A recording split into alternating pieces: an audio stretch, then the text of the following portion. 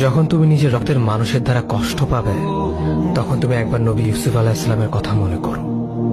তিনি কিভাবে নিজের ভাইয়ের দ্বারা প্রতারিত হয়েছিল। যখন তোমার বাবা মা না বোঝে তোমার বিরুদ্ধাচরণ করে, তখন নবী ইব্রাহিম আলাইহিস সালামের কথা মনে করো। তার বাবা তাকে আগুনে নিক্ষেপ করায় ভূমিকা রেখেছিল। যখন তুমি সমস্যা থেকে পরিত্রাণের জন্য কোনো পথ পাবে না, তখন ইউনূস আলাইহিস সালামের কথা ভেবো। তিনি কতটা সময় তিমি মাছের পেটে আটকা পড়েছিল।